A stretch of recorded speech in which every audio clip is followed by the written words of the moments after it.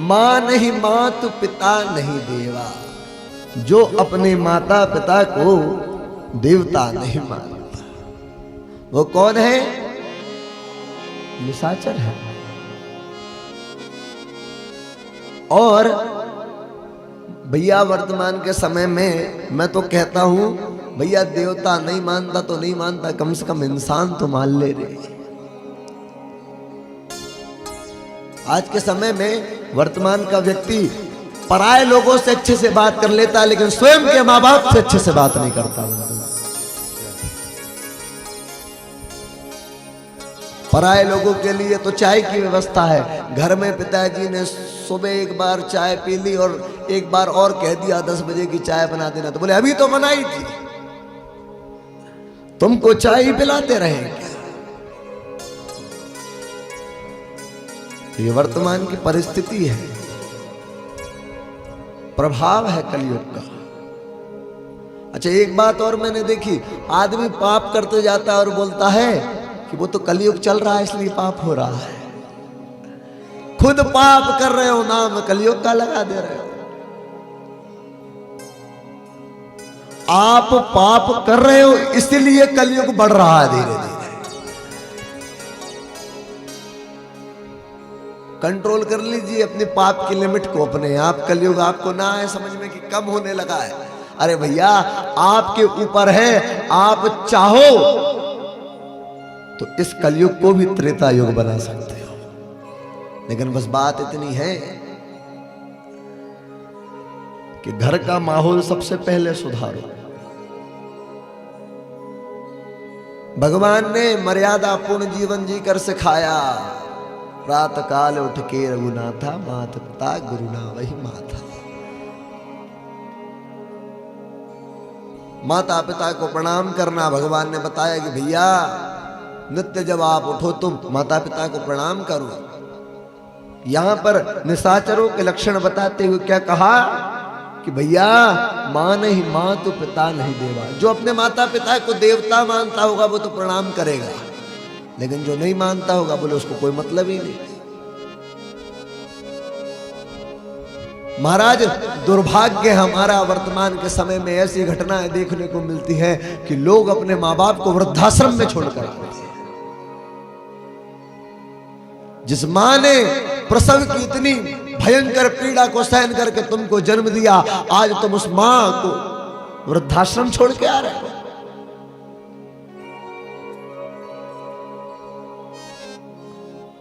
जिस पिता ने अपने खून पसीने से एक एक पैसा कमाकर तुम्हारा लालन पालन किया, पोषण किया, आज तुम उस पिता को वृद्धाश्रम छोड़कर आ रहे हो।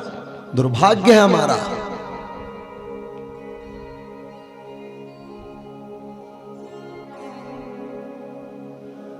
ऐसा समय देखने को मिल रहा है वर्तमान के समय में।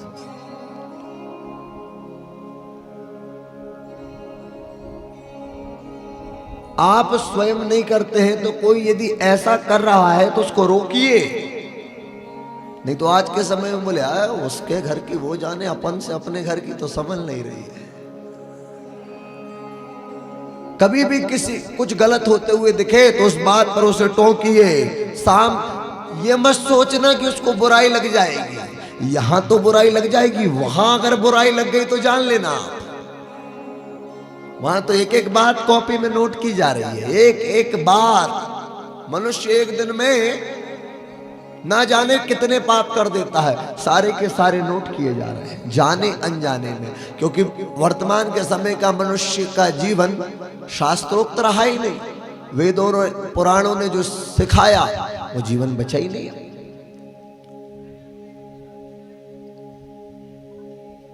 तो भैया अपने माँ बाप की सेवा जरूर कीजिए। कथा हमें ये सिखाती है। भगवान ने माता पिता को प्रणाम करके ये नहीं बताया कि भैया सवेरे सवेरे माता पिता को प्रणाम कर दिया, दिन भर माता पिता से ठीक से बात ही नहीं कर रहे। ऐसे प्रणाम का भी कोई अर्थ नहीं। उन्होंने कुछ पूछ दिया, अब भाई माता पिता जैसे जैसे जैसे जैसे थोड़े बूढ़े कान अपने आप बंद हो जाते हैं, सुनाई कम देता है। उन्होंने एक बार पूछ लिया हमने एक बार बता दिया, हो सकता है उनको विस्मृति हो जाए, दूसरी बार बता दो, भगवान द्वारा तुमको मुख दिया गया, तुम्हारा तो कुछ लग नहीं रहा। लेकिन हमारी क्या हो गई आदत, हम और उनके भी बाप बने जा रहे हैं। वर्तमान के समय में आप जीवन को सुधारिए, नहीं तो फिर निशाचर और आप में कोई अंतर नहीं। उसके बड़े बड़े नाखून नहीं बचे, आपके भी नहीं बचे, नवरात्रि के पहले ही कट गए।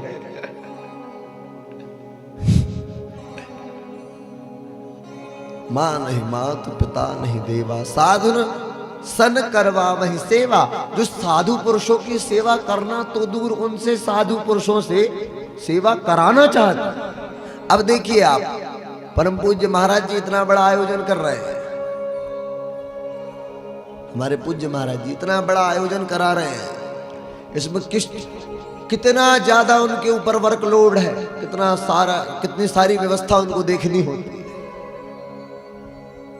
इसमें आपका हमारा सहयोग अत्यंत आवश्यक है। आप यज्ञ कार्य में आइए तो कम से कम कुछ सहयोग तो करके जाइए। बोले किया तो सहयोग, भंडारा खा के तो जा रहे हैं।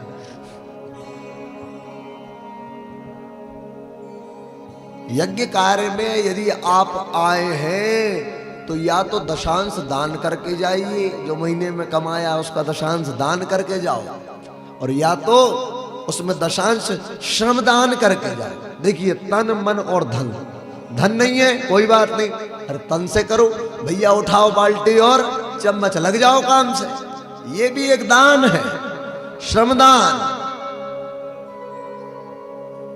और कम से कम नहीं तो मन से तो दान कर ले रे प्राणी। तो आज के समय में तो ओ भैया इतना खर्चा होगा, मैं तो वहां जाता ही नहीं। 10 रुपए जिस मनुष्य के साथ, मूर्ख व्यक्ति के साथ नहीं जाना। वो मूर्ख व्यक्ति क्या सोचता है, बोले आगे के लिए बचा के रखना है। क्या मालूम आगे का समय आ रहा है कि नहीं आ रहा है, यजमान जी कैसा है कि बात तो है ही नहीं।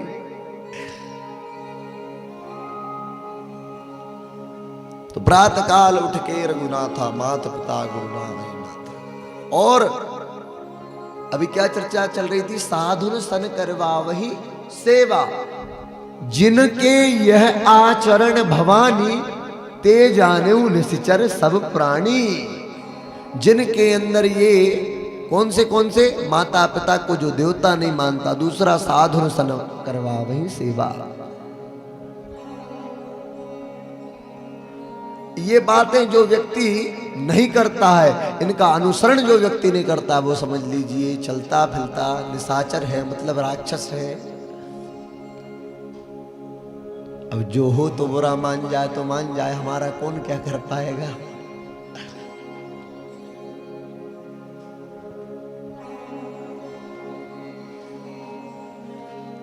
ते जाने निश्चर सब प्राणी। इसके पश्चात भगवान ने ताड़का को गति प्रदान की। अब यज्ञ की रक्षा के लिए भगवान प्रातः काल में दोनों भैया राम लखन धनुष बाण लेकर तत्पर खड़े हैं। आओ मारीच और सुबाहु।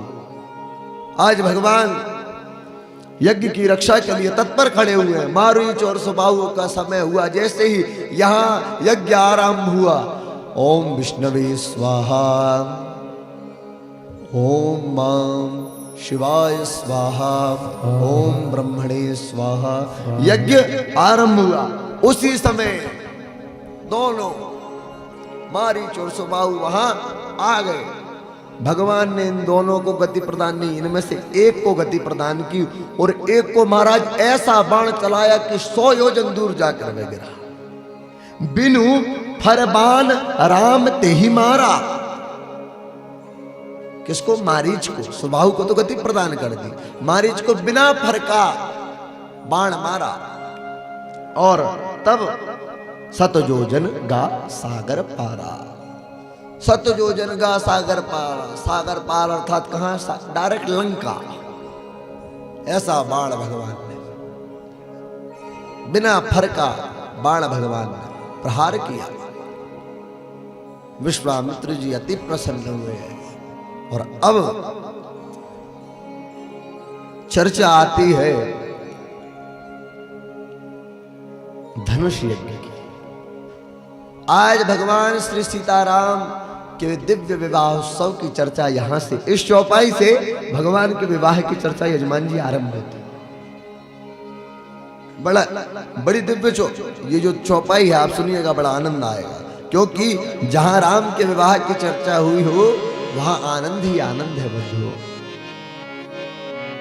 और तब कथा आरंभ पंचम दिवस की यहां से।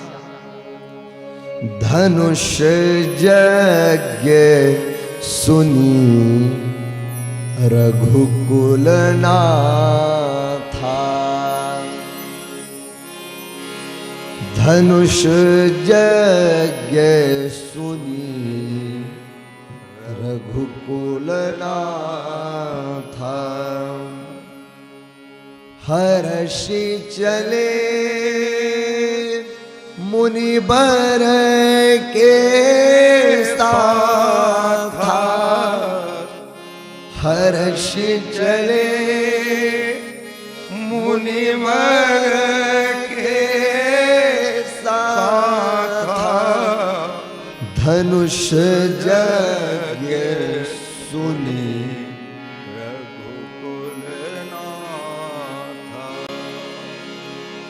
धनुष यज्ञ के विषय में जैसे ही धनुष यज्ञ का आमंत्रण विश्वामित्र जी के लिए आया,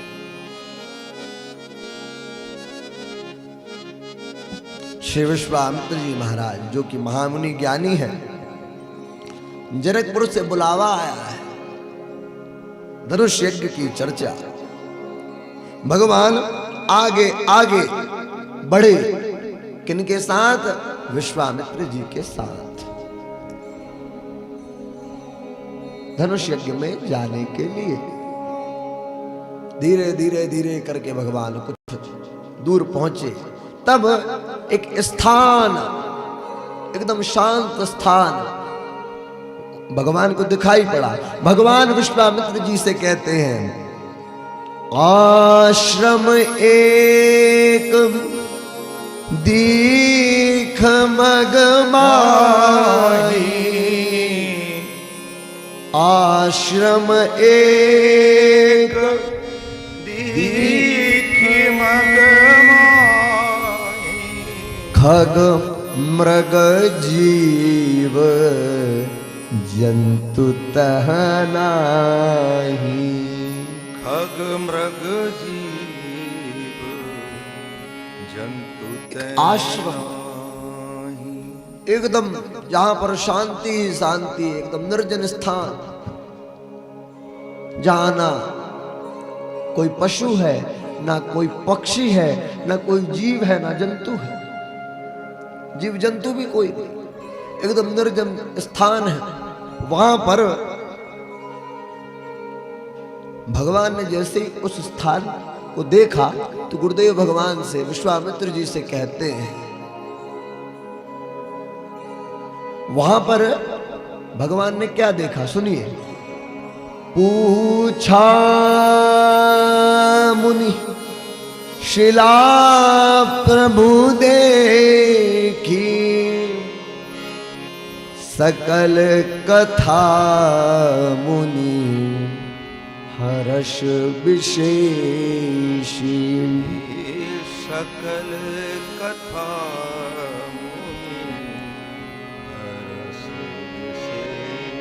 अब यहां पर इस जो निर्जन स्थान है, जो एक आश्रम है, जहां बहुत ज्यादा शांति है,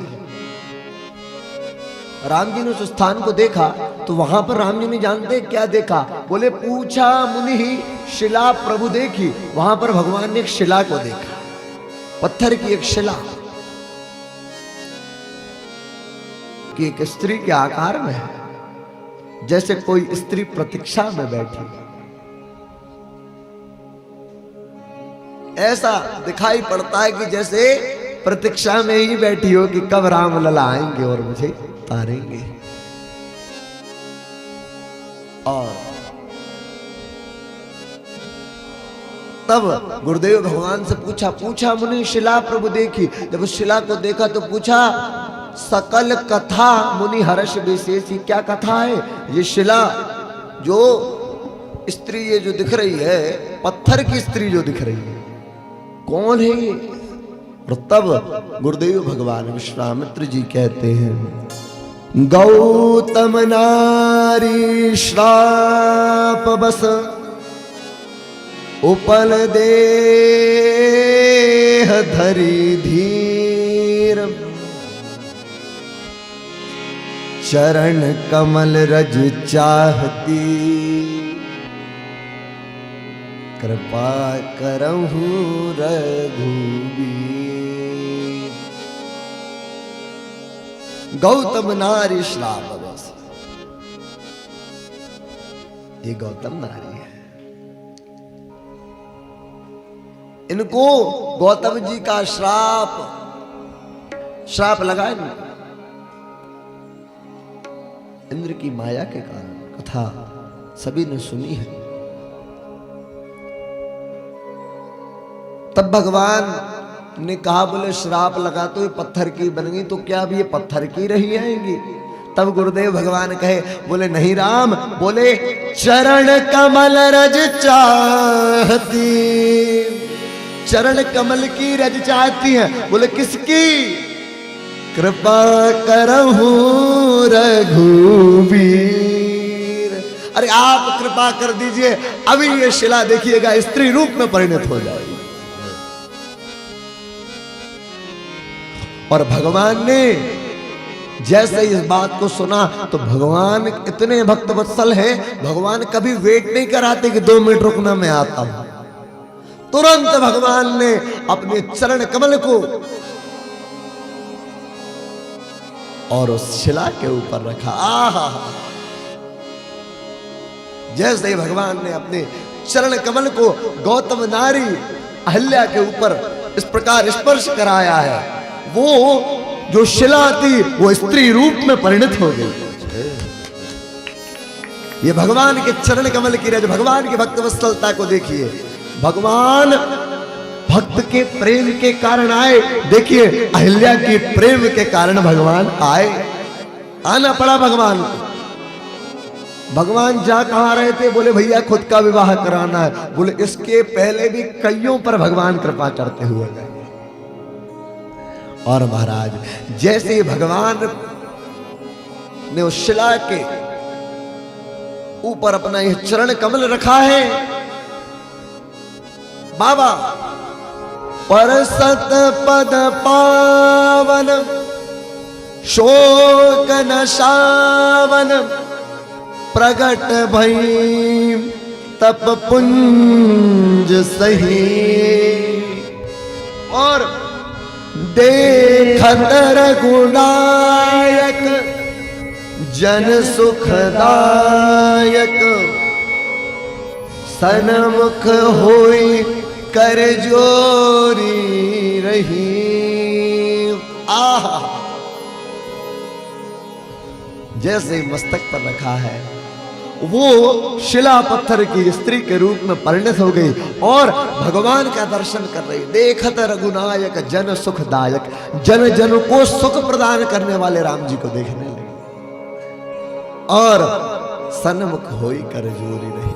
नेत्रों से झर झर झर झर झर अश्रुधार कि भगवान मैं वर्षों से आपकी प्रतीक्षा में थी और आपने आकर मुझ गौतम नारी पर कृपा की। आहा, और तब स्थिति देखिए गोस्वामी जी, अति प्रेम अधीरा पुलक शरीरा, अति प्रेम अधीरा पुलक शरीरा, एक एक रोम पुलकित हो गया है मां अहिल्या का। मुख नहीं आवत बचन कहीं, मुख से वचन ही नहीं निकल रहा है जब राम जी का दर्शन कर लिया आया। और अतिशय बण भागी चरण लागी जुगल नयन जल धार वही। दोनों नयनों से देखिए, मैंने कल आपको बताया था, जिस पर प्रभु तुम रीझते क्या देते रघुवीर, रोना धोना शशकना यादों की जागीर। मां अहिल्या के प्रेम के कारण भगवान आए, जो हजारों वर्ष से अहिल्या शिला के रूप में भगवान की एक झलक पाने के लिए भगवान के चरण कमल रज की प्रतीक्षा कर रही थी। भगवान आज पधारे और उस अहिल्या को उतार दिया।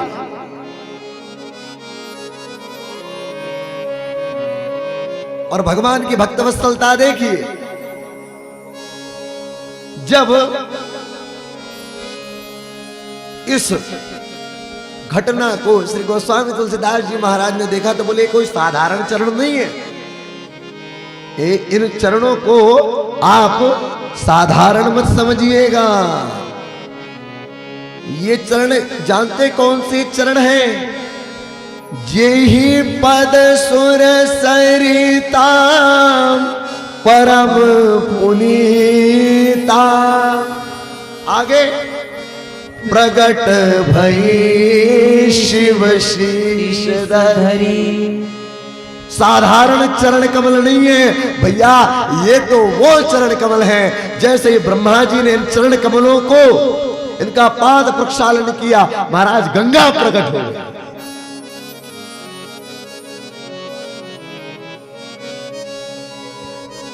और वही गंगा आज भगवान शिव के मस्तक से निकल गई।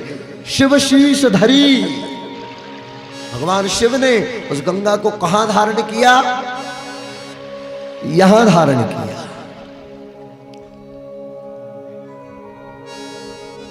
और एहि भांति सिधारी गौतम नारी बार बार हरि चरण धरी। बार बार भगवान के चरण कमलों को पकड़ के और नैनों से जलधार अश्रु बहते जा रहे हैं और भगवान के चरण कमलों का ध्यान कर रही है गौतम नारी। जब इस लीला का दर्शन किया गोस्वामी जी तो बाबा क्या कहते हैं? अस प्रभु दीन बंधु हरि कारण रहित दया। तुलसीदास षटते ही भजो छाड़ी कपट जंजाल। इन प्रभु दीन बंधु को और तुलसीदास जी महाराज ने स्वयं को क्या कहा? बोले मैं सठ हूं। देखिए मैंने कल बताया था आपको, छोटा बनना सीखिए, बड़े बनने में फायदा नहीं है। छोटा बनकर रहेंगे, झुकना सीख जाएंगे तो भैया आप पर, आपको और आप पर दोनों पर कृपा होने लगे। आप यदि, मैंने कल बताया, आयुर्विद्या यशो बलम, फ्री में प्राप्त हो जाना है। आयु विद्या यश और आपका बल बढ़ना है, ये गारंटी है। और तब तुलसीदास जी महाराज कहते हैं, बोले इन प्रभु को भजना तो है, लेकिन किस प्रकार, किस प्रकार भजना है? छाड़ी कपट जंजाल, कपट को छोड़कर।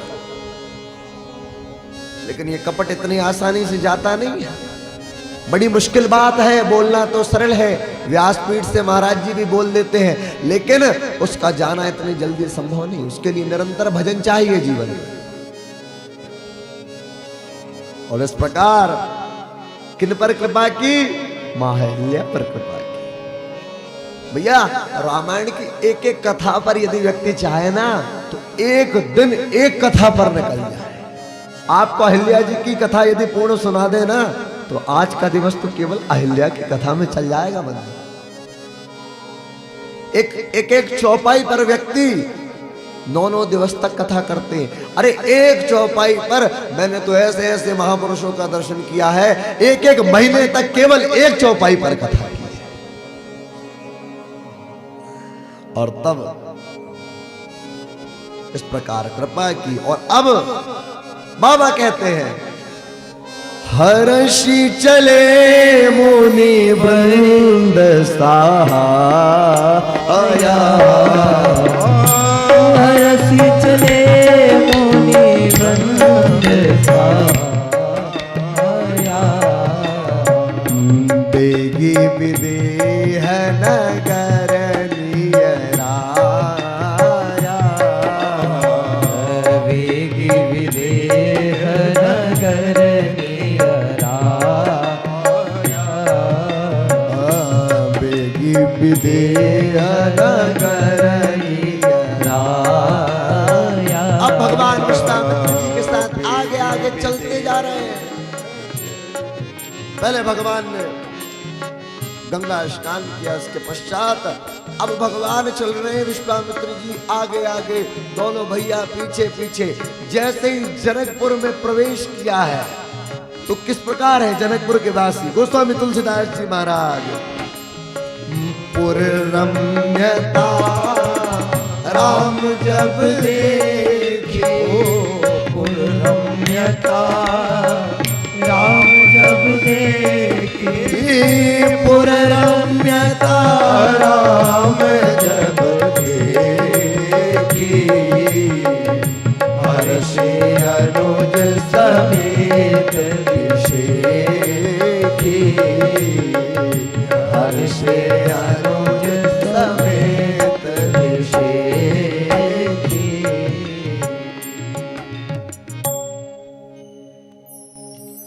अब भगवान आए जानते हैं कहां? विदेहराज जनक की नगरी में।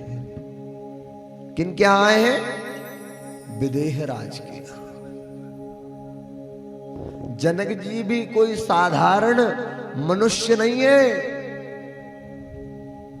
विदेहराज कहा गया, जिनको अपने देह का भी भान नहीं, वो विदेहराज जनक।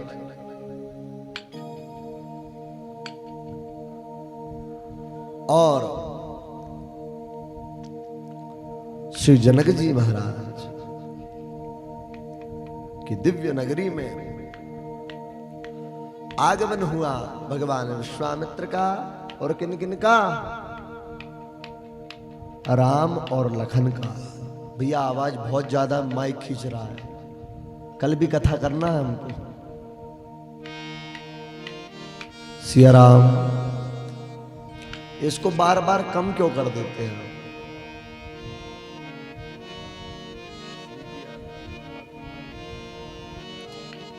पुर रम्यता राम जब देखी।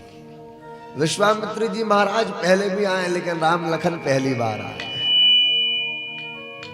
या आते रहते हैं, राम लखन भी पहली बार आए। अभी तक जनकपुर कभी आए नहीं, लेकिन जनकपुर में देखा तो भैया ये विदेहराज जनक की नगरी है। पुर रम्यता राम जब देखी, जैसे ही इस नगर का दर्शन किया है और रघुवीर अति प्रसन्न हो गए। क्यों प्रसन्न हो गए जानते हैं?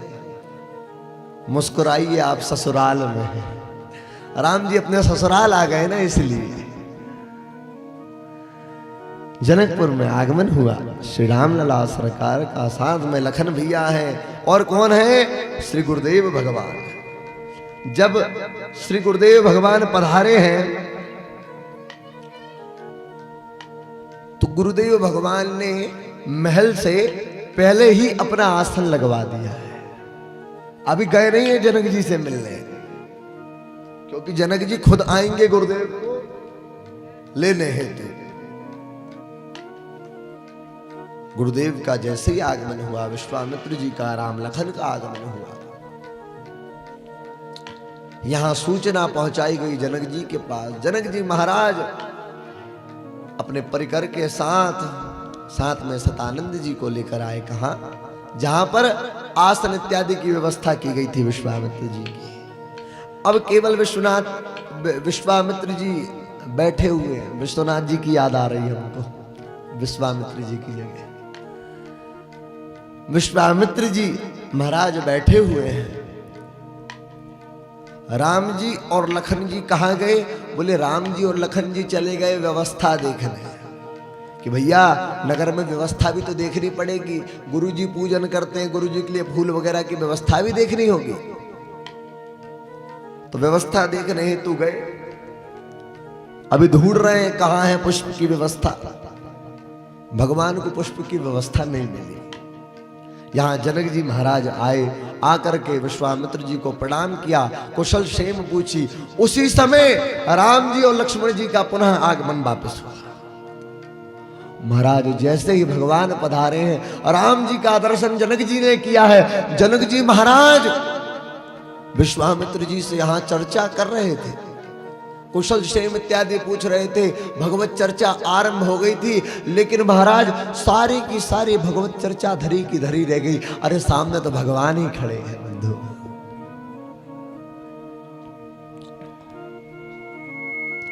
और तब